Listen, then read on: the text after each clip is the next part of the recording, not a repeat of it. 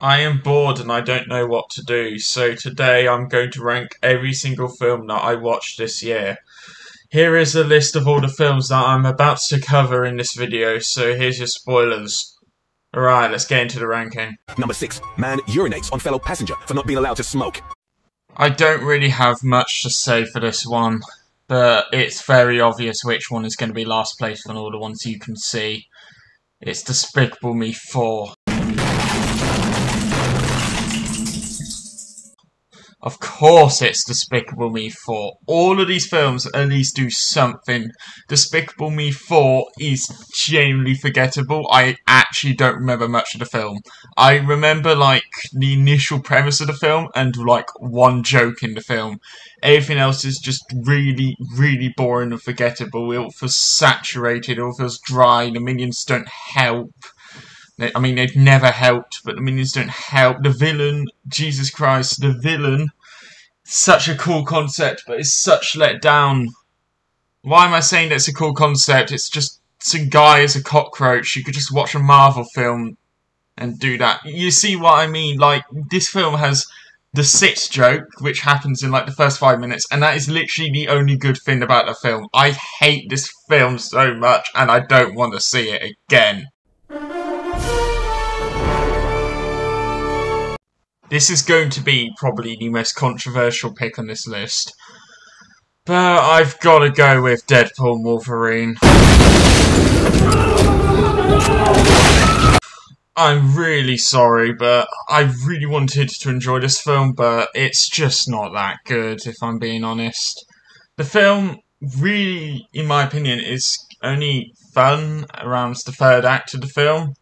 And the first 2 acts just feel like annoying, pointless fillers, just to jam in Fortnite advertisements and go hey, look, Culture War, Disney, Culture War.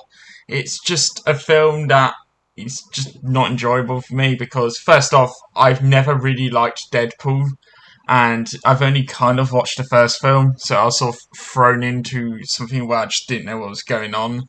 And second off, the humour, was okay at times. Definitely made me laugh a lot more than Despicable Me 4, but I just didn't really find it that enjoyable. I don't really care about the story because it just felt artificial and fake, and I don't care about this film.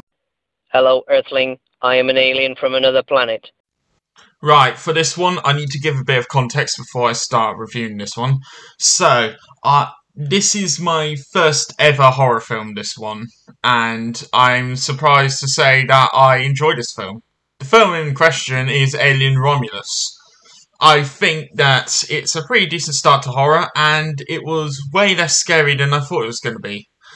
I mean, the only jump scare that got me was the one towards the end with the really big xenomorph.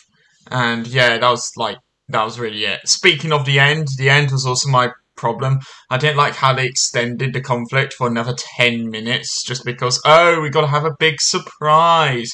Why couldn't we have the big xenomorph at the very end of the film, before the quote-unquote extended conflict? Why can't we have it there? But yeah, this was a great film nonetheless. I liked how gross it was, I loved the damp interior, and yeah, it's a good time. Hey, you wanna see something cool? Okay, fine. There won't be any spoilers for Paddington in Peru, which is our third place spot on this list. Holy crap, this film is so funny. You've got to see it. I'm not going to explain too much, but the humour is just really good, like the other 2 Paddington films. And I think that it also excels at the setup and payoff that the other 2 films are known for, where they introduce all the characters' dilemmas in one big scene, and then they all pay off in the third act. I really like that about Paddington in Peru, and it's very consistent with that. If it ain't broke, don't fix it. And yeah, you've just got to see this film, so yeah. Anxiety is no joke. It is a genuine effect that all of us can feel from time to time, where everything just feels like too much, and it's just dreadful. So, yeah, I put Inside Out 2 here at number 2 because it does a really majestic job on putting this relatable feeling into film, really. And as someone who's been going through OCD, which is like anxiety but worse, I say worse in quotation marks because I'm not entirely sure, it is just really relatable just seeing that I'm not alone for this awful anxiousness that I get feeling. It's a really amazing portrayal of anxiety and how it can take over your brain.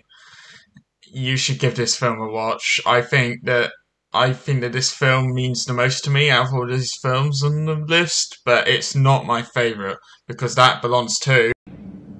When the spice flow stops, all eyes will turn to Arrakis.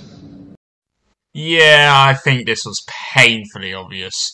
Dune Part 2 is a cinematic masterpiece. It does almost everything right and is such a fun ride from start to finish. You get like immersed into the world of Arrakis from the end of the first part. But unlike Dune Part 1, this film is actually good from start to finish. You really get to see all the Fremen culture and what the weird stuff the Harkonnens get up to. And it is just stunning, especially with that soundtrack composed by Hans Zimmer and all that sound done in the film. It feels real and alive and was especially fun to see in the cinema. That sandworm scene when it was all just really, really loud and it was amazing. I think that this film is just so good and is a masterclass in almost every aspect. You should give Dune Part 2 a definite watch.